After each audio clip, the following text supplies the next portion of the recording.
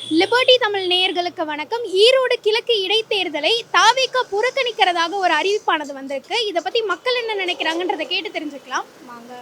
இல்லை விஜய் வந்து எப்படின்னா பிஜேபியோட தூண்டுதல் பேரில் தான் ஒரு அரசியலுக்கு வராரு. ஆனால் ஒரு 2 வருஷத்துக்கு 1 வருஷத்துக்கு முன்னையும் அவர் வீட்டில் ரெய்டு விட்டாங்க. அப்பயே ஒப்பந்தம் ஆயிடுச்சு இந்த அரசியலுக்கு வரதுன்னு. ரெய்டு விட்ட உடனே அதுக்கப்புறம் ரஜினியை ட்ரை பண்ணாங்க. ரஜினி அரசியலுக்கு வரல அப்படின்னோடனே விஜயை வந்து ஆல்டர்னேட்டிவாக எடுத்துகிட்டு வந்துட்டாங்க. சினிமா பார்க்குற ரசிகர் கூட்டம் வந்து அப்படியே வந்து அவர் கன்வெர்ட் ஆகும் அப்படின்னு கூட அவர் நினைப்பு யங்ஸ்டர் வரும். உண்மைதான், நிறைய யங்ஸ்டர்ஸ் வந்து அவருக்கு ஓட்டு போடுவாங்க. ஆனால் அவங்களுக்கும் கொள்கை புரிதல் இல்லை, இவருக்கும் கொள்கை புரிதல் இல்லை. பெரியார் வந்து சீமான் விமர்சிக்கிறாரு. விமர்சிக்கும்போது பெரியாருடைய கொள்கை தலைவர்னு சொல்கிறாரு விஜய். அப்போ சீமானை வந்து அவர் விமர்சிக்கும் போது இவர் என்ன பண்ணியிருக்கணும், அதுக்கு எதிர்கருத்து தெரிவிச்சிருக்கணும், இல்லை வேறு எதனா கருத்துக்களை சொல்லியிருக்கணும். எதுவுமே சொல்ல அமைதியாக இருந்துட்டார்.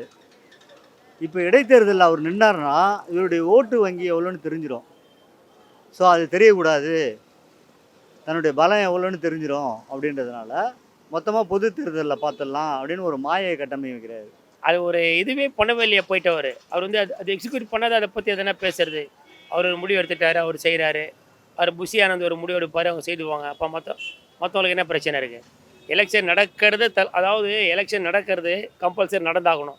அதுதான் ஜனநாயகபூர்வமான ஒரு விஷயம். அதை நம்ம வந்து நடக்கிறது வரவேற்போம். அதில் யார் போட்டிடுறாங்களோ போட்டிட்டோம். என்னன்றது அந்த தொகுதி மக்களை முடிவு பண்ணட்டும். இவர் முடிவு பண்ண வேண்டியது அவசியமே இல்லை. பொதுவெளியில் இப்போ எவ்வளவோ பிரச்சனை எதுவுமே முன்னே ஓடி நிற்கல. சும்மாவே சமூக ஊடகம் வாயிலாகவும் பத்திரிகை வாயிலாக ஒரு பேட்டி கொடுத்துருக்கிறாரு. அவங்களுடைய மாவட்ட செயலர் கூட்டவுடனே நடத்திருக்காரு இடையில. அதில் கலந்துக்கல. புஷி ஆனந்தா கலந்துருக்கிறாரு. அவங்கள விக்ஸை போட்டிருக்கிறாங்க. இப்படி ஏகப்பட்ட குளறுபடி இருக்குது. அதோட விட்டுடுவோம் நம்ம அவரை. நம்ம அப்படியே அவருக்கு ஒரு பூஜை போட்டு வெற்றிகரமாக அமைச்சு வைப்போம், நல்லா வீட்டுக்கு போகிறாஜான்னு. இருக்கிற பிரச்சனையில் அவர் ஒரு பிரச்சனையா தமிழ்நாட்டுக்கு தேவையில்லைன்றது தான் முடிவு.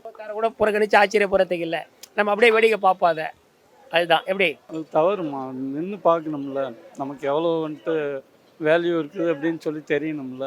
அதுக்கு நின்றுக்கணும். ஏற்கனவே விக்கிரவாண்டியிலேயே நின்றுக்கணும், அதை தவிர்த்துட்டாரு. இதுலேயும்னாச்சும் நின்றுக்கணும். இதுலேயும் தவிர்க்கிறது அவருக்கு வந்துட்டு அரசியலில் பெரிய எதிர்காலம் இருக்காது. இல்லை அதெல்லாம் அது அப்படி கிடையாது. டிஎம்கேட்ட காசு இருக்குது, இவங்க போட்டிக்கு வந்தாங்க அப்படின்னு சொன்னால் இவங்களுக்கு வீண் செலவு தான். செலவு பண்ணி பிரயோஜனம் இல்லையே, ஜெயிக்க முடியாது அப்படிங்கிறதுனால பெரிய பெரிய கட்சி பின் வாங்குறாங்க. இவருக்கு வந்துட்டு இன்னும் ஷூட்டிங் முடியல. ஷூட்டிங் முடிஞ்சால் தான் இவர் வந்துட்டு ஃப்ரீ ஆவார். அதுக்கு பின்னாடி வருவார். இல்லை, அதில் நின்னாலும் அவர் தோக்க தான் போகிறாரு. அதை ஏன் தோல்வின்னு காட்டுனா? ஒரே தேர்தலுக்கு போயிடலான்னு அவர் இருக்கார். தோல்வி தான் கிடைக்கும் எல்லாருக்கும். அது ஒன்று, மற்ற ஆளுங்கட்சி தான் ஜெயிக்கும். ஏன் இதுக்கு முன்னாடி நடக்கலையா? அதே தான் இப்போ. அது பழைய மாதிரி தான் இப்போவும் நடக்கும். பயம்லாம் கிடையாது. முதல்ல தோல்வியாக இருக்கக்கூடாதுன்ற ஒரு நல்ல எண்ணத்தில் அவர் புறக்கணிச்சிருக்காரு. இப்போ முதல்ல வந்து போகிறாரு. ஆளுங்கட்சியில் மெஜாரிட்டினா பணம் நிறைய செலவு பண்ணுவாங்க. செலவு பண்ணி அவங்க வந்து ஜெயிக்கிறதுக்கு நிறைய வாய்ப்பு இருக்குது.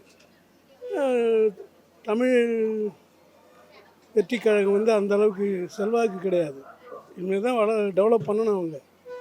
விஜய்க்காக எவ்வளோ பேர் ரசிகர் மன்றம் தான் இருக்குது. நீயே நானெல்லாம் ஓட்டு போட முடியுமா? முடியாது. அதனால தான் அவர் வாபஸ் வாங்கினார். முதல்ல போனால் தோல்வி வந்துடும், முதல்ல கோணல்லாம் முற்றிலும் கோணல் ஆகிடும். அதனால் மெஜாரிட்டி பார்த்துக்கின்னு அப்புறமா போகலாம் அப்படின்னு இருக்கார். பையன் முறுக்கு தானே கேட்குறீங்களா? அது என்னால் இன்னும் அவளுக்கு சரியான ஒன்றும் அது வரல. அவருக்கு அரசியல் வந்து சரியான கோஆப்ரேட் பண்ணுறது என்ன ஆகிடுறது சரியா இல்லை. ஆரம்பிச்சிட்டாரு கட்சி, ஒரு மாநாடு போட்டார், பண்ணிட்டார். ஆனால் அதுக்கப்புறம் என்ன வழிமுறை நடத்தணுன்றது இன்னும் சரியான முறையில் அவருக்கு அணுகுமுறை இல்லை. அதனால் அப்படியே வெயிட் விட்டு வச்சுருக்கிறாரு. இதுக்கு மேலே அவர் என்னன்றதை புரிஞ்சு அரசியலை பற்றி ஃபுல்லாக தெரிஞ்சுக்கிட்டு அதுக்கப்புறம் என்ன செய்கிறான்னு அடுத்ததில் தான் தெரியும்.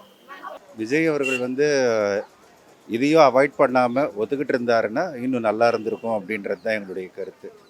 அவர் ஏன் காட்டாமல் இருந்தாருன்றது எங்களுக்கு தெரியல. காட்டியிருந்தால் இன்னும் சந்தோஷமாக இருந்திருக்கும், மக்களுக்கு ஒரு தெம்பு நம்பிக்கையாக இருந்திருக்கும்.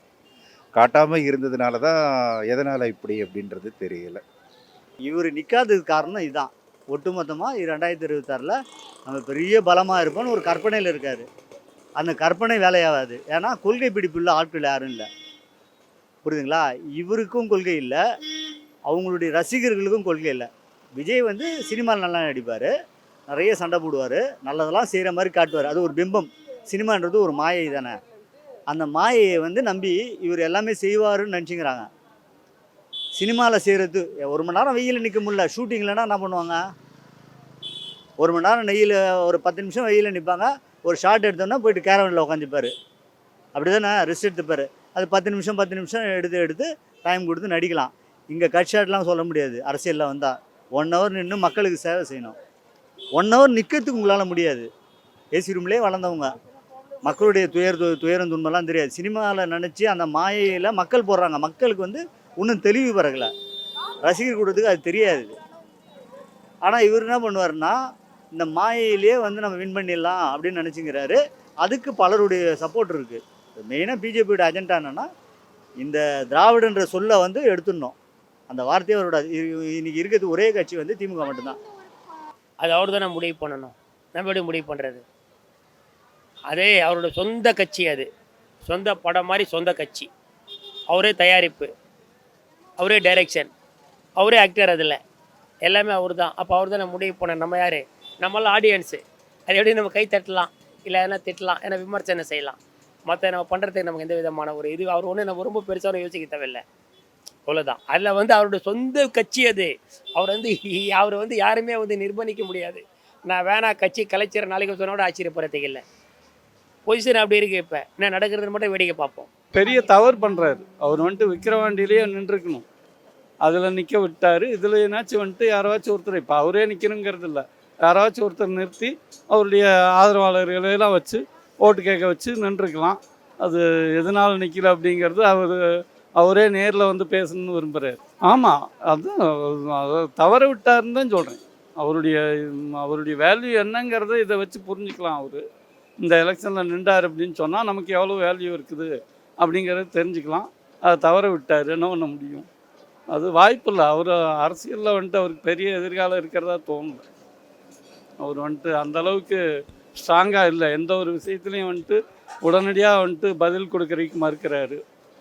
அவர் வந்துட்டு பேசினா நான் வந்துட்டு பெரிய ஒரு ஸ்டேஜில் வந்துட்டு பெரிய லெவலில் தான் பேசுவேன், சின்ன சின்ன விஷயத்துக்கெல்லாம் வந்துட்டு நான் தலையிட மாட்டேன் அப்படிங்கிற மாதிரி இருக்கார். அது வந்துட்டு அரசியலில், தமிழ்நாட்டு அரசியலில் அது சரியாகாது. எப்படி சீமான் வந்துட்டு எந்த விஷயமாக இருந்தாலும் உடனே பதில் கொடுக்குறாரோ அதே மாதிரி அவர் செஞ்சுருக்கணும். அவர் செய்ய தவறுறாரு. அது ஒன்று வந்துட்டு அவருக்கு அனுபவம் இல்லை, ரெண்டாவது வந்துட்டு கொஞ்சம் தயக்கமாக இருக்குது அவருக்கு. அந்த மாதிரி இடத்துல போனால் கூட்டம் கூடிரும், கூட்டம் கூடிட்டா நம்மளால் வந்துட்டு மக்களுக்கு சிரமம் அப்படிங்கிறதெல்லாம் நினைக்கிறாரா என்னங்கிறது தெரியும். ஆனால் இவர் சீமான் நிற்கிறார்ல, அவரும் இதுவரையில் மெஜாரிட்டியே வராத ஒரு கட்சி தானே. நம்மளும் ஜீரோ ஆகிட போகிறோன்னு பயம்தான். ஆமாம், அதே மாதிரி அதிமுக அப்படி தான் பண்ணிடுச்சு. பிரேமலாதாவும் அதான் பண்ணிட்டாங்க. நிறைய கட்சிங்க வந்து இவங்க பணம் நிறைய செலவு பண்ணுவாங்கன்ட்டு அவங்க நிற்கலை, வாபஸ் வாங்கிட்டாங்க. பயம் இருக்குதா என்னன்னு சொல்ல முடியாது. ஆனால் 90% பயம். அது நின்னாங்க நம்ம எதுவும் செய்ய முடியாது, வர முடியாத நிலைமை. ஓட்டு வாங்கி கம்மியாக வாங்கி நம்ம கெப்பாசிட்டி காமிக்கூடாத நிலையில் இருக்கிறார் அவர். ஃபஸ்ட்டு நின்னாங்கன்னா நம்மளோட கெப்பாசிட்டி கொஞ்சம் காமி அந்த முடியல இருக்கார். ஆனால் இப்போதுக்கு வந்து அந்த அளவுக்கு பண்ண முடியாது. அதை கெப்பாசிட்டி வாங்க, ஓட்டு வாங்க, லீடிங் எல்லாம் ரிசல்ட்டில் வர அளவுக்கு சான்ஸ் இல்லை அவருக்கு. அதனால் கொஞ்சம் இதுவாக இருக்கார். அப்படி கிடையாது. இது எடுத்துடும் போது பெரிய அங்கீகாரம் பெற்ற கட்சிகளே புறக்கணிக்குது. அப்படிங்கும்போது இவர் போய் நின்று புறக்கணிக்கிறதுல அது ஒன்றும் தப்பு கிடையாது. அதனால் இது பண்ண பெரியங்கிற கட்சியே புறக்கணிச்சு போச்சு, நிற்கலை. அப்புறம் இவர் போய் நின்று ஒன்றும் வர்றாரு. அதனால் வந்து ஒன்றும் வாய்ப்பு கிடையாது அவருக்கு. இப்போ ஒட்டுமொத்தமாக எல்லா கட்சிகளும் என்ன நினைக்குதுன்னா, சீமானை வந்து அந்த பெரியார் எதிர்க்க நின்றதுனால பெரியாரை பூஸ்ட் பண்ணி விடலாம் நம்மளுடைய ஓட்டுகள் மூலயமா.